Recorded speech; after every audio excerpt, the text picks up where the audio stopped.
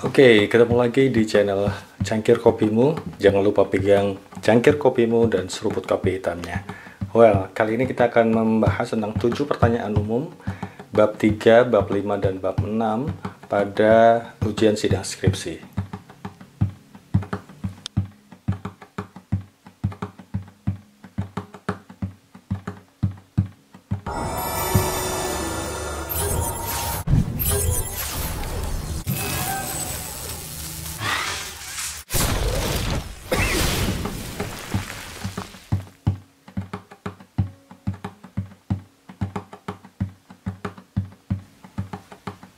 Oke, kita akan membahas tentang 7 pertanyaan umum pada bab 3, bab 5, dan bab 6 yang kalian akan temuin pada saat ujian sidang skripsi.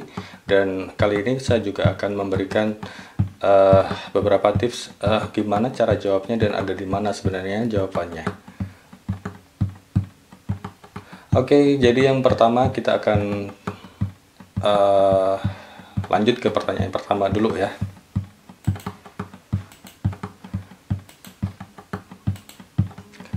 Yang pertama biasanya muncul adalah bagaimana menentukan dan mendapatkan informan. Nah, ini perlu sekali untuk seluruh mahasiswa, kawan-kawan mahasiswa yang ujian sidang skripsi. Ini biasanya pertanyaan muncul karena nanti ini pertanyaannya akan berkaitan dengan bagaimana rumusan masalah itu dijawab. Yang pertama, ini jawabannya ada di metode pemilihan informan. Oke, setiap peneliti pasti punya metode pemilihan informannya seperti apa ya. Terus kemudian yang dimaksud dengan penguji pengen kamu menceritakan bagaimana caranya. Setelah ide diputuskan dari awal, nah mereka pengen tahu ya sebenarnya ceritanya seperti apa kalian mendapatkan informan-informan itu dengan metode pemilihan informan yang kalian pilih. Misalkan dikenalin atau dapat sendiri atau gabung di grup medsos tertentu untuk mendapatkan informasi yang virtual gitu ya. Yang virtual atau gabung di website atau dan sebagainya gitu ya, semuanya bisa diceritain di situ. Dan penguji sebenarnya pengen kalian menceritakan kembali dengan pertanyaan bagaimana menentukan dan mendapatkan informan ini. Kemudian yang kedua, apa kesulitan untuk mendapatkan informan itu? Nah, apa kesulitan mendapatkan itu ya? Oke, jadi bukan ini. Jadi yang kedua tadi adalah apa kesulitan mendapatkan data gitu ya. Jadi kesulitannya apa aja, dan kesulitan yang dimaksud adalah kesulitan yang akademis ya, bukan kesulitannya kekurangan duit atau ada persoalan di perjalanan waktu ngambil data dan sebagainya, itu bukan akademis banget. Jadi penguji pengen tahu cara kamu mengatasinya juga gitu ya. Kesulitannya contohnya penelitian di suatu daerah yang susah banget dan kalian baru pertama kali kemudian mengalami kesulitan bahasa. Nah, itu juga kesulitan yang sifatnya akademis ya, atau problem yang sifatnya akademis. Nah, penguji juga pengen tahu ketika mengalami kesulitan tersebut kalian ini ngatasinnya gimana gitu ya.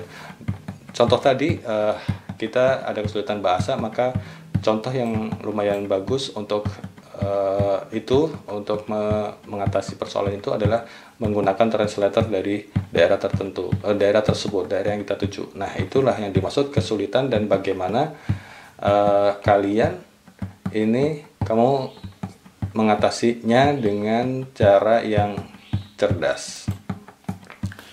Ya, pertanyaan yang ketiga biasa muncul, siapa informan kamu dan kenapa mereka. Jadi alasan kenapa mereka yang dipilih gitu ya.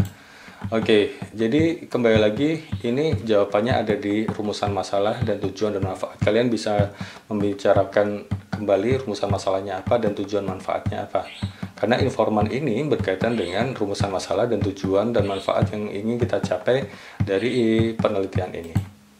Kemudian yang kedua, untuk menjawab hal ini kita bisa kembali ngomongin tentang metode pemilihan informan ya, metode pemilihan informannya apa, sehingga nanti kita bisa tahu atau siapa informan kita dan akhirnya mereka yang terpilih.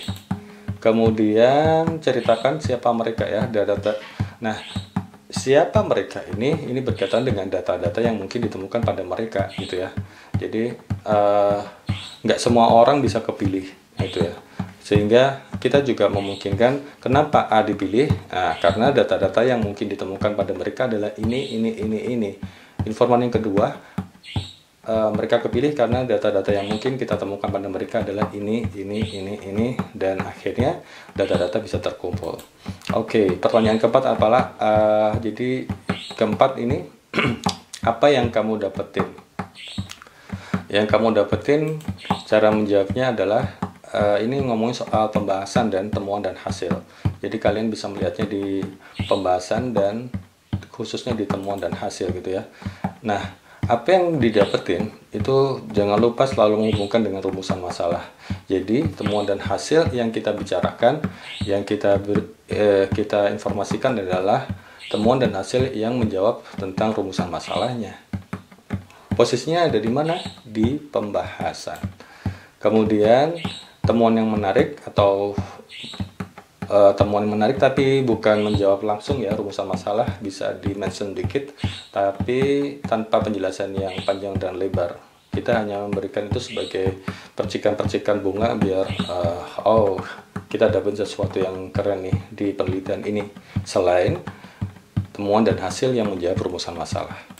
Oke, yang kelima itu bagaimana teori kamu pakai. Jadi bagaimana teorinya kamu pakai? Nah, itu kita lihat di analisis teori dan di bagian pembahasan. Jadi ketika ada pertanyaan bagaimana teori kamu pakai teorinya nggak? Gimana caranya? Oke, kita lihat di pembahasan dan di analisis teori. Ketika ada pertanyaan seperti ini, kita menjawab teorinya apa? Kita balik lagi ke teori dan kita refresh lagi mereka para penguji untuk kita lihat, kita sebutin lagi teorinya seperti apa. Kemudian teori-teori tersebut digunakan atau dipakai di mana, di bagian mana aja gitu ya. Kita bisa menunjukkannya di pembahasan di analisis teori. Memang ada beberapa penelitian atau peneliti yang menggunakan teori-teori ini dipakai atau digunakan pada saat membahas pembahasan, tapi di sela-sela dari pembahasan-pembahasan yang didapat. Tapi yang dimaksud di sini adalah ada beberapa yang menggunakan subbab analisis teori untuk menjelaskan kembali teori-teori yang dipakai dan bagaimana digunakan. Kemudian cara menggunakan teori itu seperti apa dalam analisis, kita ceritakan ya. Kemudian bagian apa aja dari teori yang dipakai dan di bagian mana berkaitan dengan temuan data yang diperoleh gitu. Oke, kemudian yang keenam, jangan lupa bahwa teori yang kita pakai itu untuk menjawab rumusan masalah. Jadi sekali lagi rumusan masalahnya seperti apa dan kita jawab dan kita bantu dengan teori yang kita pakai. Oke, kita lanjut ke yang keenam, yaitu kesimpulannya apa. Tips jawabnya adalah bacakan lagi rumusan masalah. Saya selalu bilang kalau kita ditanya tentang kesimpulannya, kita bacakan lagi rumusan masalahnya apa. Berdasarkan rumusan masalah yang kita angkat, yaitu ini, maka disimpulkan sebagai berikut.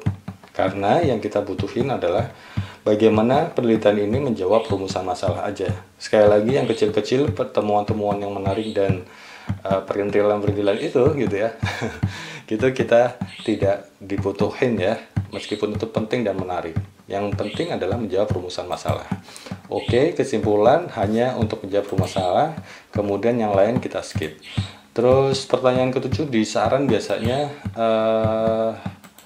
kita memberikan saran ini hanya untuk peneliti ya, penelitian selanjutnya atau peneliti selanjutnya. Jadi tema-tema yang sama kita kasihkan saran bahwa penelitian ini keren untuk jadiin referensi untuk penelitian selanjutnya karena ini. Yang kedua, jadi dalam saran hindari untuk menasihati ya, nasihati masyarakat, nasihatin kelompok tertentu, nasihatin kelompok minoritas atau kelompok agama yang menjadi bagian dari penelitian ini. Jadi seolah-olah kita diharapkan masyarakat untuk gini atau diharapkan kelompok agama tertentu ini untuk gini menyikapinya seperti ini. Nah, ini bukan kewajiban kita gitu ya. Jadi kewajiban kita hanya memberikan saran untuk peneliti atau penelitian selanjutnya yang mirip. Oke, terima kasih untuk hari ini dan mudah-mudahan sukses.